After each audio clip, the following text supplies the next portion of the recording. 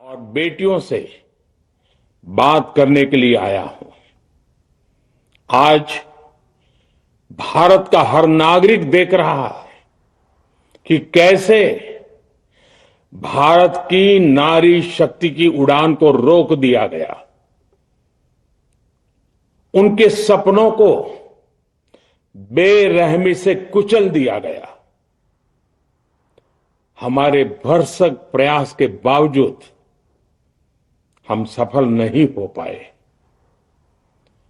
नारी शक्ति वंदन अधिनियम में संशोधन नहीं हो पाया और मैं इसके लिए सभी माताओं बहनों उनसे मैं क्षमा प्रार्थी हूं।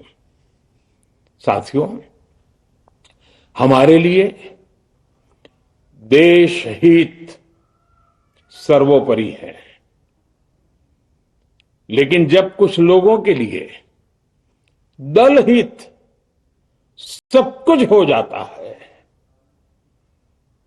दल हित देश हित से बड़ा हो जाता है, तो नारी शक्ति को, देश हित को इसका खामियाजा उठाना पड़ता है।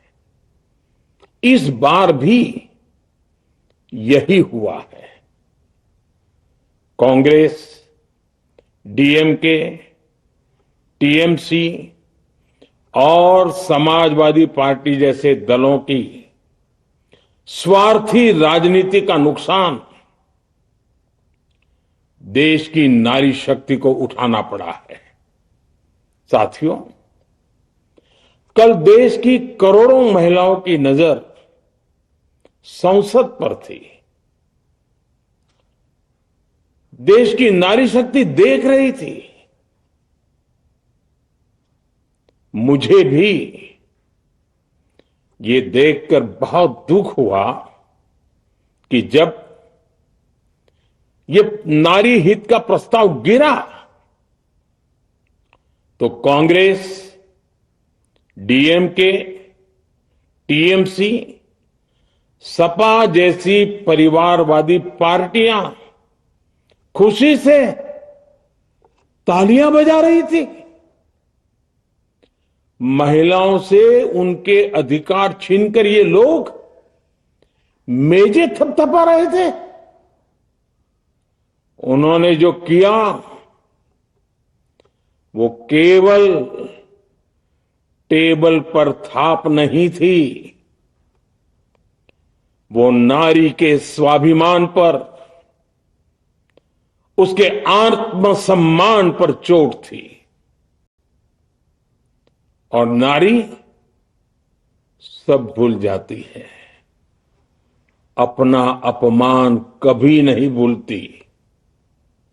इसलिए संसद में कांग्रेस और उसके सहयोग के उन सबके व्यवहार की कसक हर नारी के मन में हमेशा रहेगी।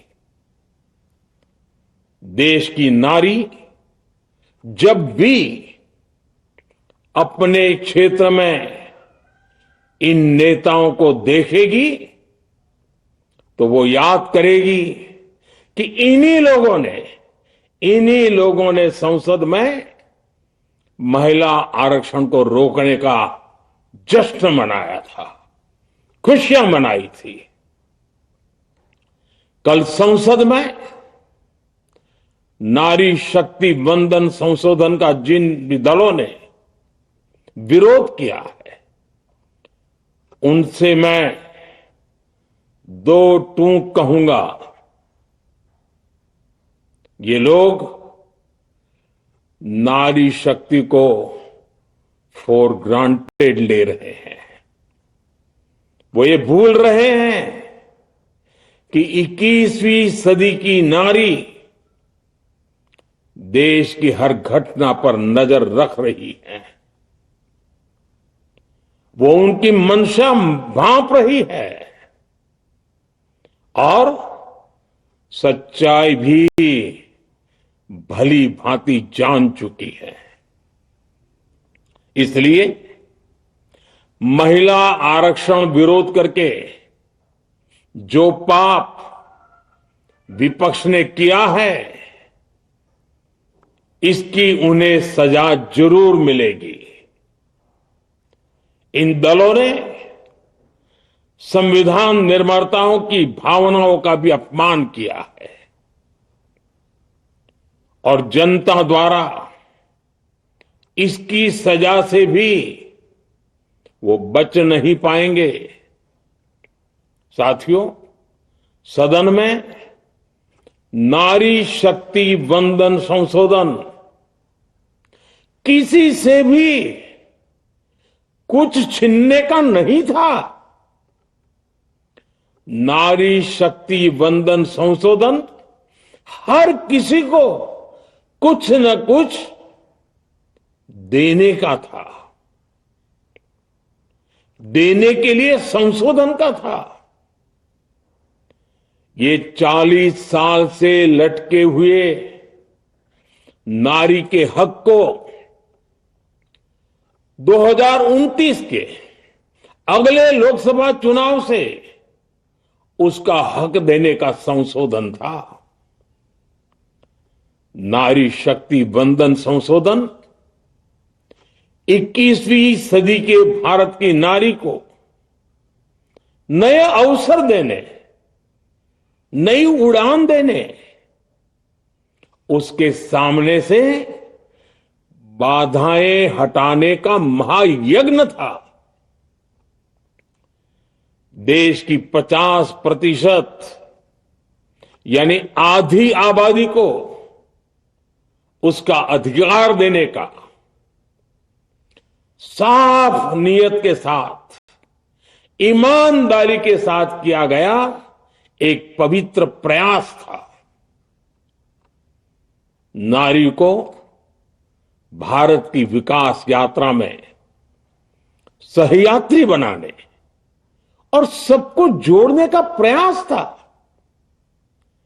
नारी शक्ति वंदन संशोधन समय की मांग है। नारी शक्ति वंदन संशोधन उत्तर, दक्षिण, पूर्व, पश्चिम सभी राज्यों की, हर राज्य की शक्ति में समान वृद्धि का प्रयास था। ये संसद में सभी राज्यों की आवाज को अधिक शक्ति देने का प्रयास था। राज्य छोटा हो, राज्य बड़ा हो, राज्य की आबादी कम हो या राज्य की आबादी ज्यादा हो, सबकी समान अनुपात में शक्ति बढ़ाने की कोशिश थी। लेकिन इस ईमानदार प्रयास की कांग्रेस और उसके सहयोगियों ने सदन में पूरे देश के सामने भ्रूण हत्या कर दी है, भ्रूण हत्या कर दी है।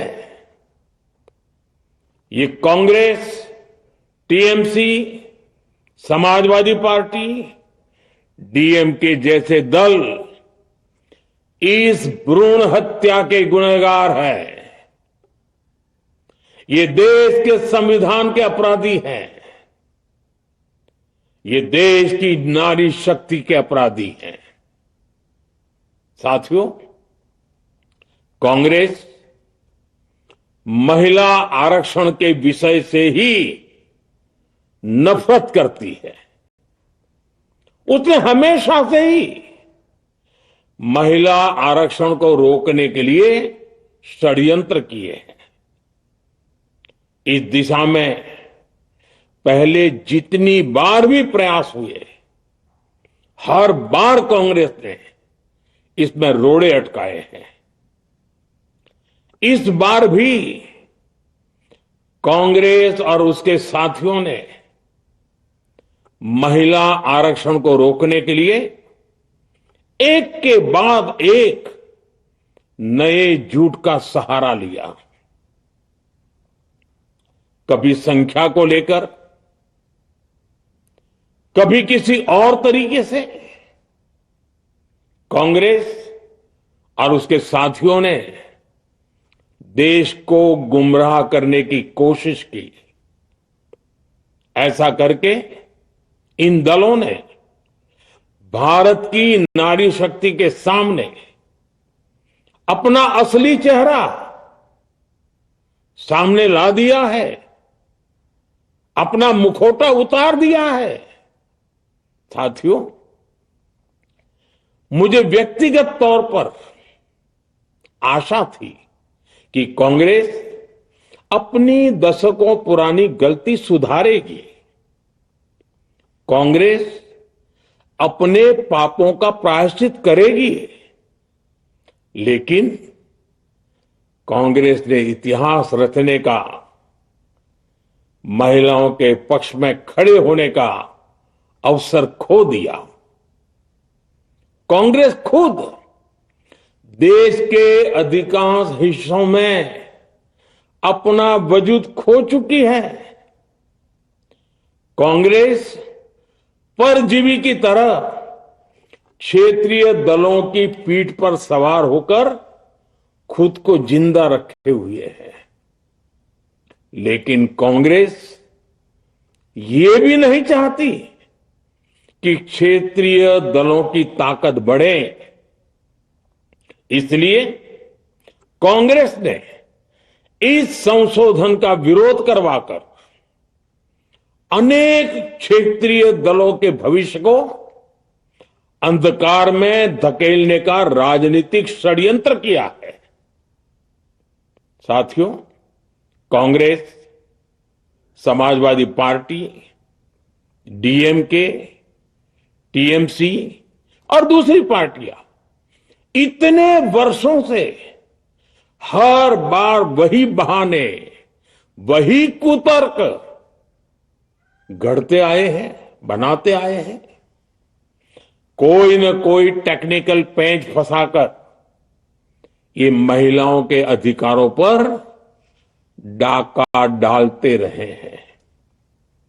देश राजनीति का ये भद्दा पैटर्न बराबर समझ चुका है और उसके पीछे की वजह भी जान चुका है। भाइयों बहनों, नारी शक्ति वंदन अधिनियम के विरोध की एक बड़ी वजह है इन परिवारवादी पार्टियों का डर। इन्हें डर है अगर महिलाएं सशक्त हो गई तो इन परिवारवादी पार्टियों का नेतृत्व खतरे में पड़ जाएगा। ये कभी नहीं चाहेंगे कि उनके परिवार के बाहर की महिलाएं आगे बढ़े।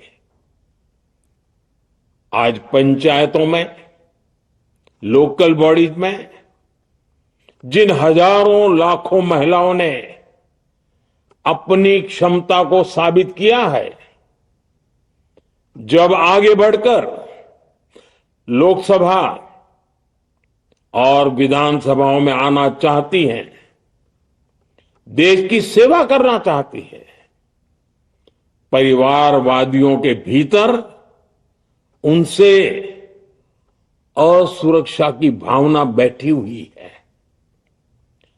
परिसीमन के बाद महिलाओं के लिए कहीं ज्यादा सीटें होगी, महिलाओं का कद बढ़ेगा। इसलिए इन लोगों ने नारी शक्ति वंदन संशोधन का विरोध किया है। देश की नारी शक्ति कांग्रेस और उसके सहयोगियों को इस पाप के लिए कभी माफ नहीं करेगी। मेरे प्रिय देशवासियों, कांग्रेस और उसके साथी दल डिलिमिटेशन पर लगातार झूठ बोल रहे हैं। ये इस बहाने विभाजन की आग को सुलगाना चाहते हैं, क्योंकि बांटो और राज करो। कांग्रेस ये पॉलिटिक्स अंग्रेजों से विरासत में सीख कर आई है और कांग्रेस आज भी उसी के सहारे चल रही है।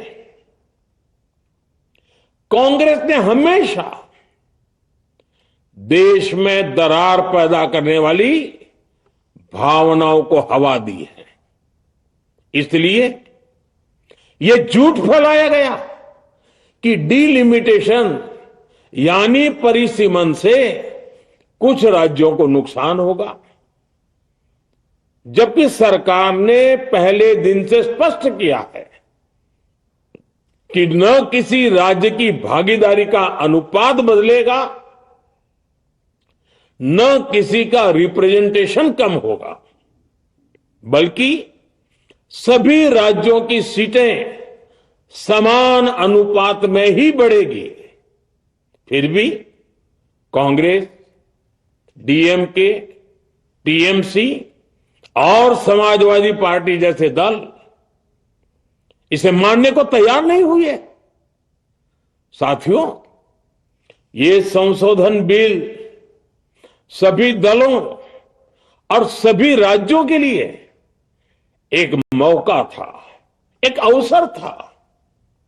ये बिल पास होता तो तमिलनाडु, बंगाल, यूपी, केरला हर राज्य की सीटें बढ़ती, लेकिन अपनी स्वार्थी राजनीति की वजह से इन दलों ने अपने राज्यों के लोगों को भी धोखा दे दिया।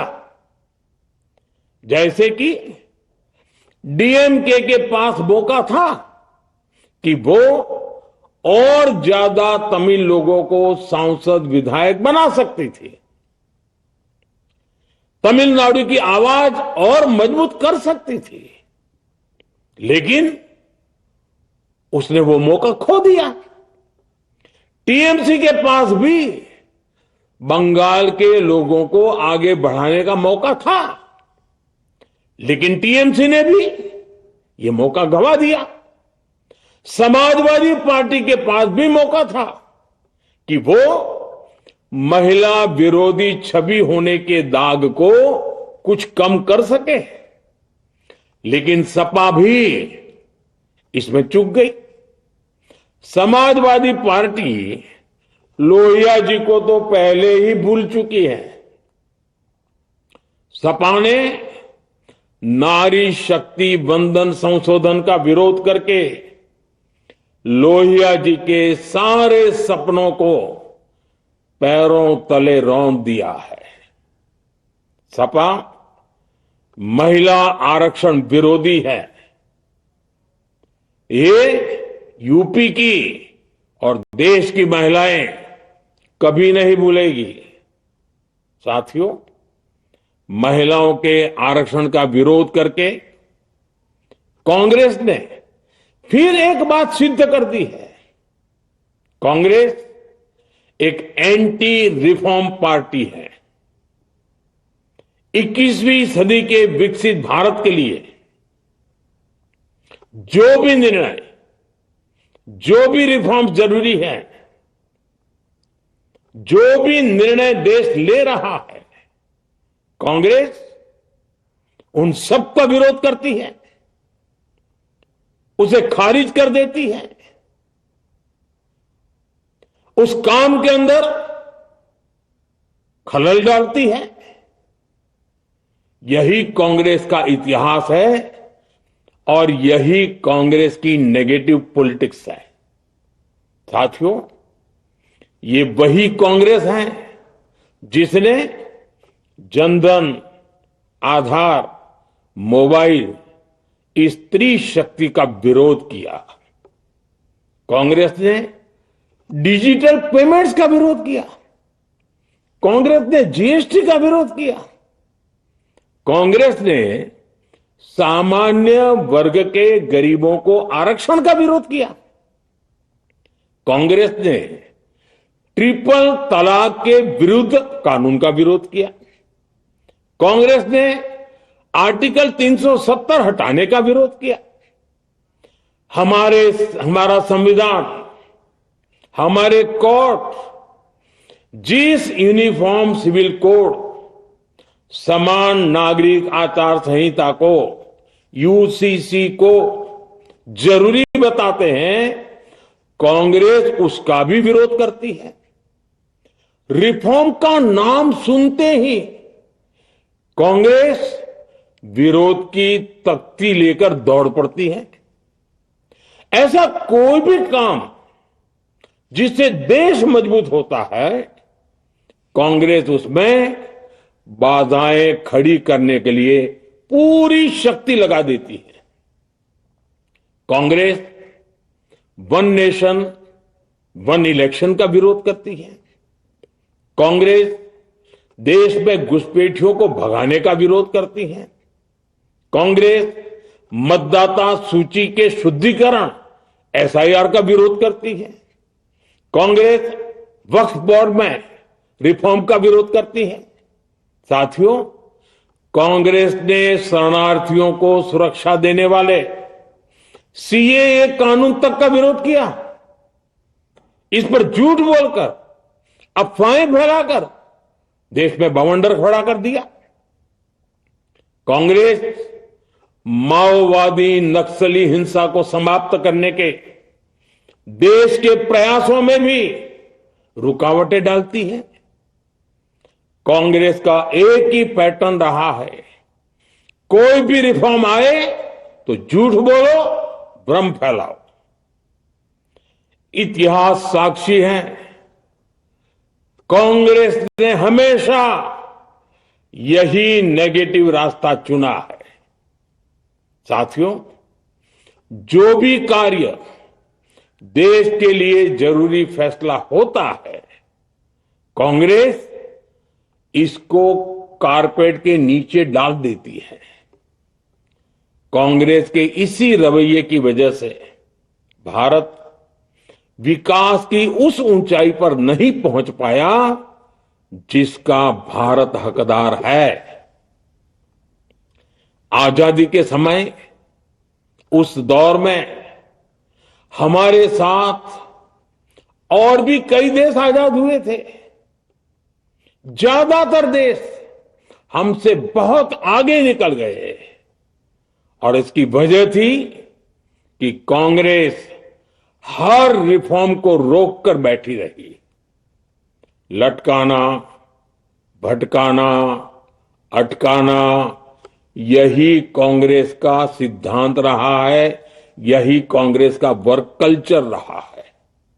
कांग्रेस ने पड़ोसी देशों के साथ सीमा विवादों को लटकाया। कांग्रेस ने पाकिस्तान के साथ पानी बंटवारे से जुड़े विवादों को लटकाया। कांग्रेस ने ओबीसी आरक्षण के निर्णय को 40 साल तक लटकाए रखा। कांग्रेस ने सैनिकों के लिए वन रैंक वन पेंशन को 40 साल तक रोके रखा। साथियों, कांग्रेस के इस रवैये ने हमेशा देश का बहुत बड़ा नुकसान किया है। कांग्रेस के हर विरोध, हर अनिर्णय, हर छल प्रपंच का खामियाजा देश ने भुगता है, देश की पीढ़ियों ने भुगता है। आज देश के सामने जितनी भी बड़ी चुनौतियां हैं, वो कांग्रेस के इसी रवैये से उपजी हुई है। इसलिए ये लड़ाई सिर्फ एक कानून की नहीं है, ये लड़ाई कांग्रेस की उस एंटी रिफॉर्म मानसिकता के साथ है जिसमें सिर्फ नेगेटिविटी है, नकारात्मकता है। और मुझे इसमें कोई संदेह नहीं है कि देश की सभी बहनें बेटियां कांग्रेस की इस मानसिकता को करारा जवाब दे के रहेगी। साथियों, कुछ लोग देश की महिलाओं के सपने टूटने को सरकार की नाकामी बता रहे हैं। लेकिन ये विषय कामयाबी या नाकामयाबी क्रेडिट का था ही नहीं। मैंने संसद में भी कहा था, आधी आबादी को उनका हक मिल जाने दीजिए, मैं इसका क्रेडिट विज्ञापन छपवाकर विपक्ष के सभी लोगों को दे दूंगा। लेकिन महिलाओं को दकियानुसी सोच से देखने वाले फिर भी अपने झूठ पर अड़े रहे, कायम रहे। साथियों, नारी शक्ति को भागीदारी दिलाने की लड़ाई दशकों से चल रही है। वर्षों से मैं भी इसके लिए प्रयास करने वालों में से एक हूं। कितनी ही महिलाएं ये विषय मेरे सामने उठाती रही हैं, कितनी ही बहनों ने पत्र के द्वारा मुझे सारी बातें बताई हैं। मेरे देश की माताएं, बहनें, बेटियां, मैं जानता हूं आज आप सब दुखी हैं। मैं भी आपके इस दुख में दुखी हूं। आज भले ही बिल पास कराने के लिए जरूरी 66% वोट हमें नहीं मिला हो, लेकिन मैं जानता हूं देश की 100%, 100% नारी शक्ति का आशीर्वाद हमारे साथ है। मैं देश की हर नारी को विश्वास दिलाता हूं, हम महिला आरक्षण के रास्ते में आने वाले हर रुकावट को खत्म करके रहेंगे, हटा करके रहेंगे।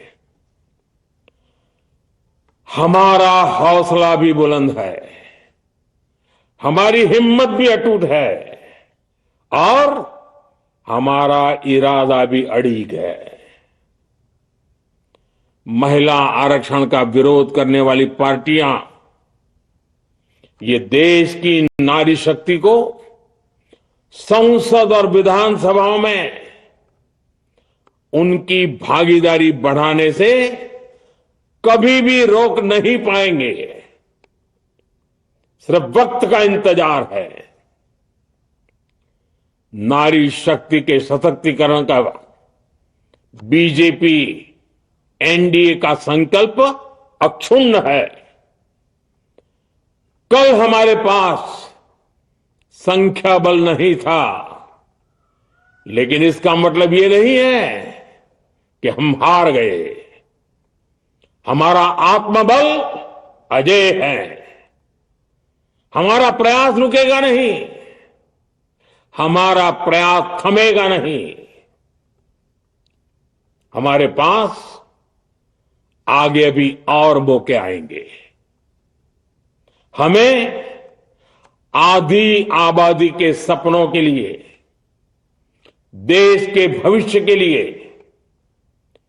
इस संकल्प को पूरा करना ही है। आप सबका बहुत बहुत धन्यवाद।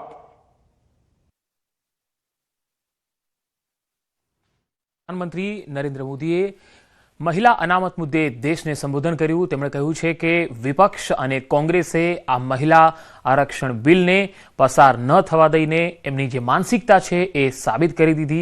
મહિલાઓ કોંગ્રેસને તેનો જડબાતોડ જવાબ આપશે। સંખ્યાબળ ઓછું હોવાથી આ અમારી પાસે આગળ અનેક મોકા આવશે, અવસર આવશે અને આજે દેશની દરેક મહિલાઓ દુઃખી હશે, કારણ કે તેમને જે હક મળવાનો હતો તેનાથી કોંગ્રેસ અને વિપક્ષે તેને વંચિત રાખ્યો।